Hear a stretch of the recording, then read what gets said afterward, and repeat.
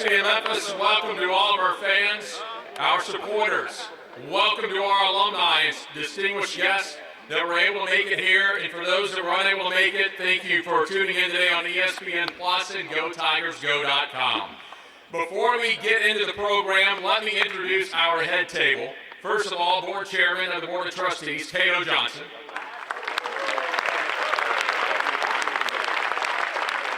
Senior Vice President and Director of Athletics, Dr. Ed Scott. President of the University of Memphis, Dr. Bill Hardgrave. I will save the last introduction for Dr. Scott. I'm Jeff Brightwell with the Tiger Sports Network. We're all excited to begin a new chapter in Tiger football today. We have a proud history of Tiger football, starting way back on October 12th of 1912. Since then, the Tigers have won 8 total league and conference championships. They'll be playing their 19th bowl next week. They produced 14 All-Americans, 3 College Football Hall of Famers, and a Pro Football Hall of Famer. Recently, we've enjoyed unprecedented success. Next week's Gasparilla Bowl will be our 12th consecutive bowl game, one of the longest streaks in the country.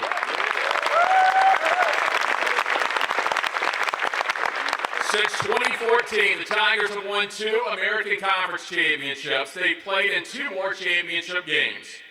And today, you're going to hear why our leadership believes that our new coach is the one to return us to that championship form. A coach is a leader of the football team itself, but it takes a strong athletic director to set the standard. And most importantly, a great leader to lead the university. With that, let's get started. Welcome the President of the University of Memphis, Dr. Bill Hardgrave.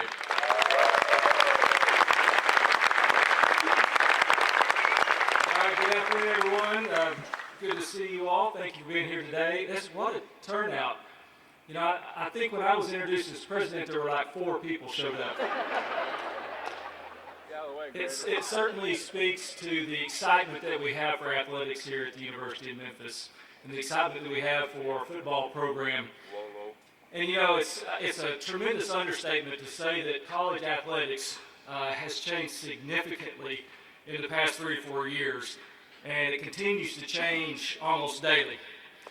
And the magnitude and the pace of these changes requires good leadership in our athletics programs. Fortunately, we have the best athletic director in the country with Dr. Ed Scott.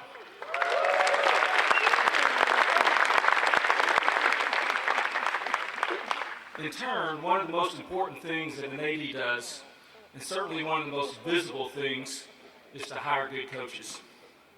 In this rapidly changing environment, Ed had to find the right blend of attributes in a coach for the University of Memphis. I believe Coach Huff brings to us a strong blend of head coaching success, recruiting excellence, and player development, with proof he can win big and win quickly. Coach Huff is the right man at the right time.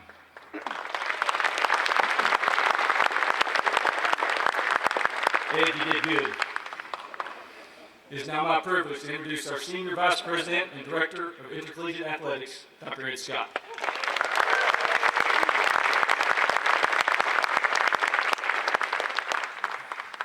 You know, it's always hard to follow Dr. Hardgrave because he's really funny. People don't understand his sense of humor. But I know this is being streamed on ESPN Plus, so 2 things are in my favor.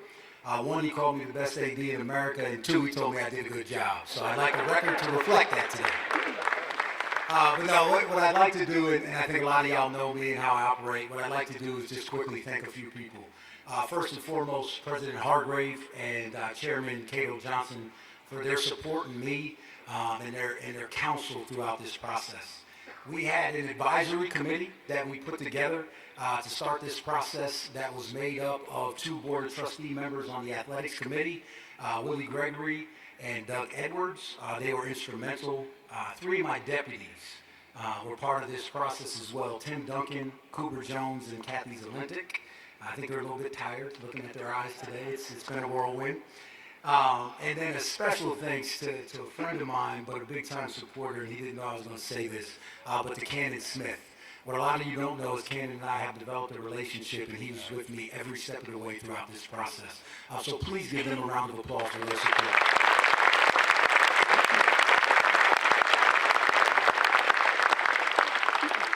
Just briefly, look, when you embark on a search like this, the best thing that I had in my favor was the state of our football program was strong, right? Now and in the future.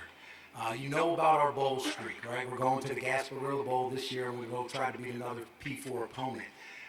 We have done a great job in this football program building a foundation. And that's why when we embarked on the search, we wanted to make sure that we had a process and a profile. And what I can tell you is this. Our goal is to be a top 25 program. It's to compete for and win conference championships and to have a chance to participate in the college football playoff. Those are our three goals, and that led our search. And so that's how we built our profile. First, we wanted a sitting head coach at the FBS level, or we wanted a Power 4 coordinator. We wanted somebody that had won at the highest level. We also wanted to make sure we had somebody with championship pedigree. We wanted to make sure we had someone with a commitment to player and character development.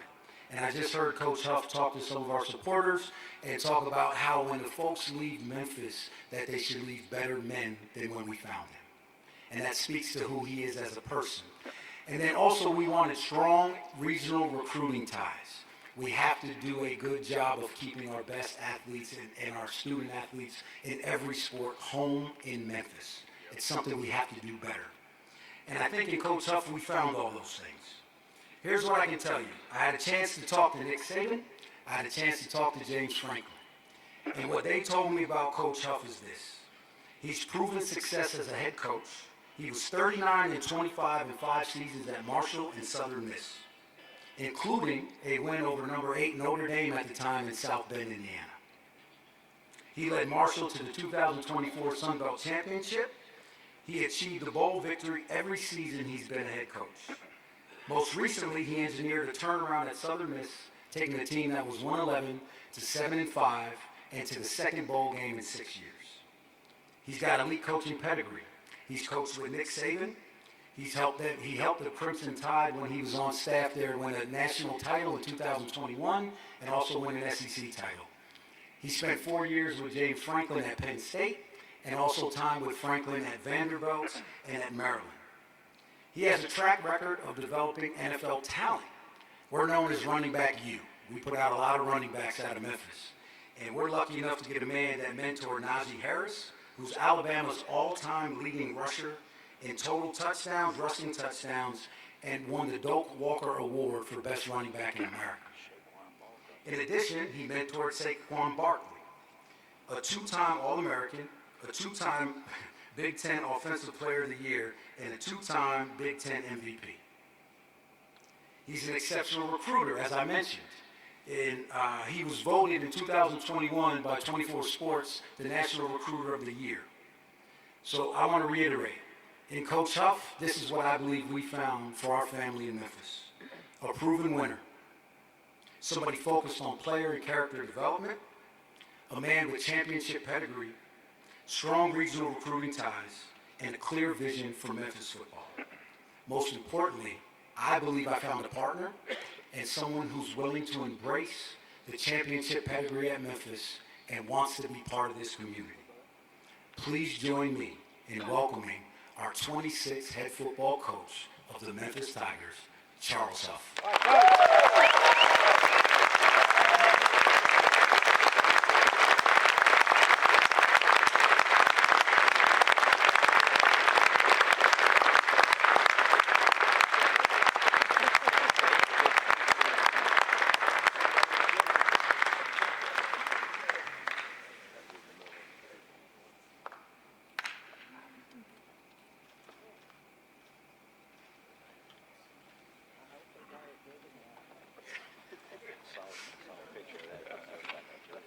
Thank you, guys. You start listening to all those stats, you think, man, you're getting old fast. But no. First, let me thank the good Lord above for the opportunity to stand in front of you today. This is not by happenstance that I'm here. I truly believe there's favor on my life. And I truly believe the more I can pour into young men, the more that favor will be shown on a grand scale. Let me thank my family, my wife Jessica, my son BJ.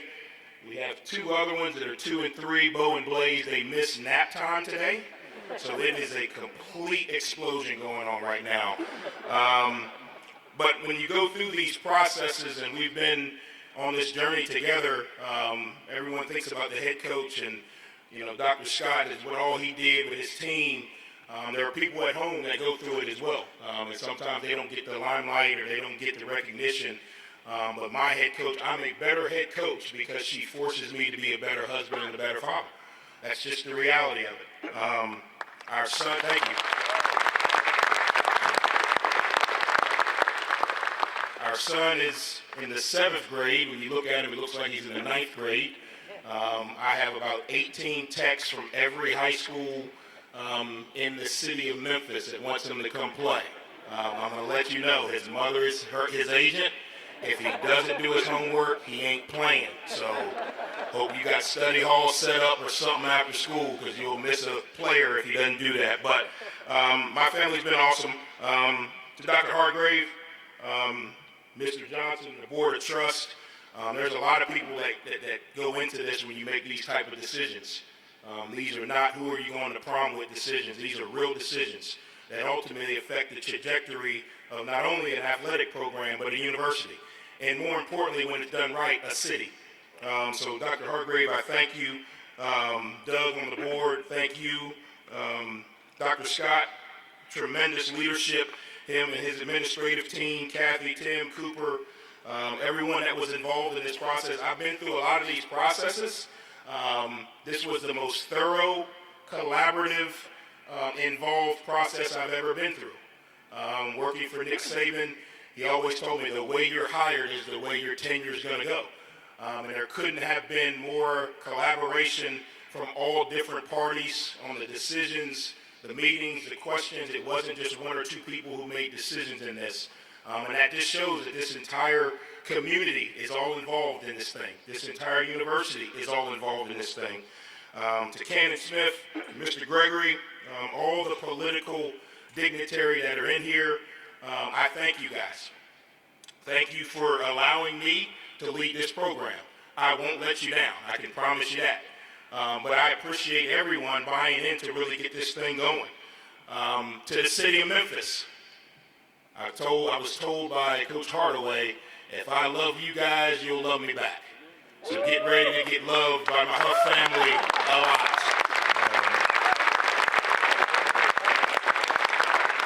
Obviously, to Coach Hardaway, who's here, and some of the other athletic coaches, I get it. Right now, most of you guys could be at practice, getting ready for a game, so I appreciate you taking the time. I won't take all of your time, but all of the coaches, student athletes that are in the back, I appreciate you guys being here. So again, I couldn't be more proud to be standing here right now. So why Memphis? Right, that's what everybody kept asking me. Why Memphis? Why do you want to go there? Even Dr. Scott, in the interview, he asked me, well, why Memphis? And the way I pose it is, why not Memphis? This is the first time in my career that I'm taking over a program that's not broken. I'm taking over a program that long-term goals match my long-term goals. I'm taking over a program that short-term goals match my short-term goals. I'm taking over a program that has elite support. I'm taking over a program that has won. I'm taking over a program in a city that supports. I'm taking over a program that has elite resources. So why not Memphis? Those are the things that, to me, stand out. So what's the mission? Why am I here? I'm here to close the gap. That's the mission, to close the gap. We've been good. We've won a lot of games. It's time to win a championship.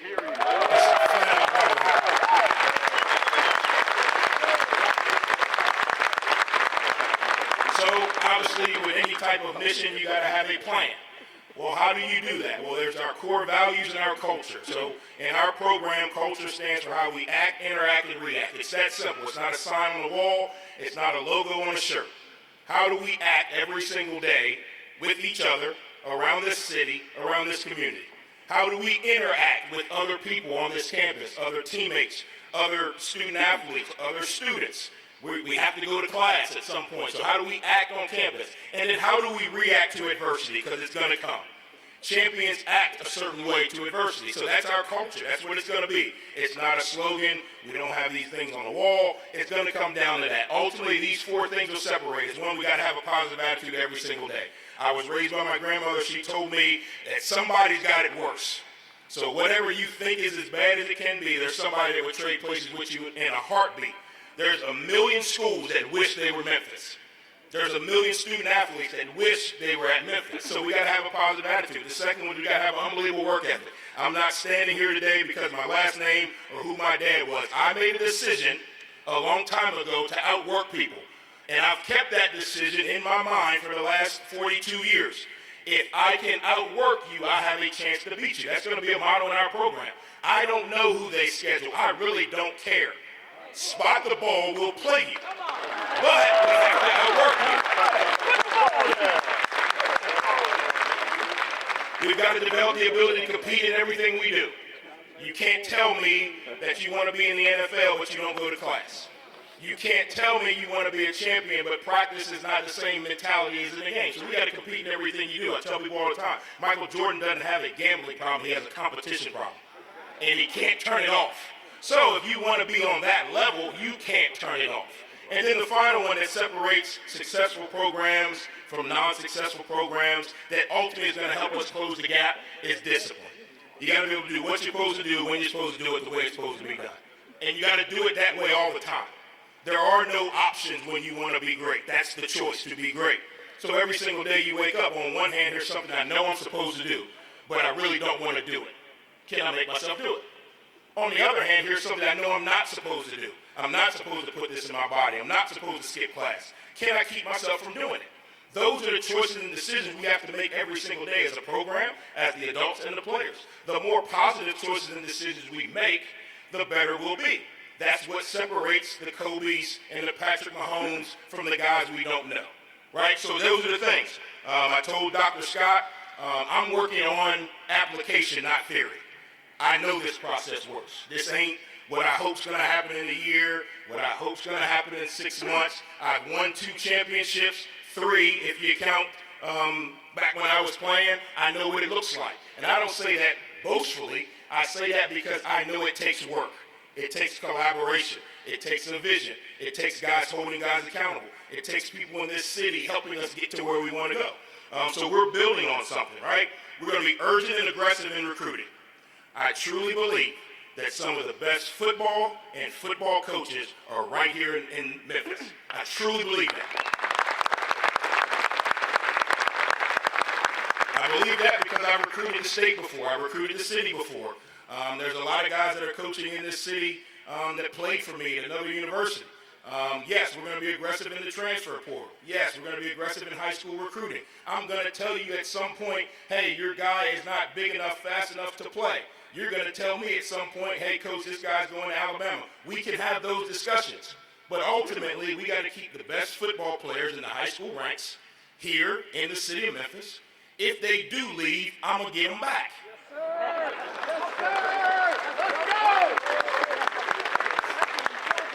Right, so as we talk about it, everyone wants to know, well, Coach, what's the team going to look like? That's depending on how much rev share we get. Everybody wants to know what's the team going to look like. It's plain and simple. We're going to be the most physically dominant team in the country. And that's our goal every single day, to work to be the most physically dominant team in the country. They'll be made up of fierce competitors. Like I said, spot the ball, we'll play. Doesn't matter. Let me know what time we need the team to be there, we'll play. And then we're going to be ultimately resilient and understand how to suffer well, because there's going to be adversity. I would love to stand here and say that we're going to win every game. The reality of it is those chances are small, definitely not, but they're small. But the reality is, how do we suffer well? How do we respond when things don't go our way? How do we respond when we fail a class? How do we respond when we fail a test? How do we respond when you don't catch a ball in the first 4 plays? How do we respond when the first quarter we're not winning? Those are going to be the things that our team's going to look like, right? We'll be open on offense. I'm going to try to snap it as fast as humanly possible. And then we're going to have the ability to slow it down when needed. We just left a university. We led the country in interceptions. We're going to play 4-2-5 vision coverage on the quarterback. 5 guys looking at the quarterback, somebody should catch it. And we're going to get bigger on the D-line. Got to be able to stop the run with 4. Got to be able to add 5 and 6 to the box and keep 5 on. That's what we're going to do. Offensively, we'll try to recruit every kid that can run really, really, really fast. The plays work better when you throw it to the really, really, really fast kids. It's just the reality of it. Obviously, there's some things that we got to do to adjust the roster. Obviously, there's going to be some transition. Some young men in the program may have some opportunities. I don't want prisoners. I want volunteers. So there's going to be some conversations that are going to be had, and I'm going to help you leave and come just as much as I would if I was trying to get you to come in. Ultimately, in closing, again, I couldn't be more thankful to be standing here. A message to the nation. Tigers are apex predators in the world. Apex predators are at the top of the food chain. Their job is to reset and establish order in the ecosystem. It's time for the Memphis Tigers to get to the top of the food chain and establish order and consistency in the college football ecosystem. And that's what I'm here to do. Go Tigers, go.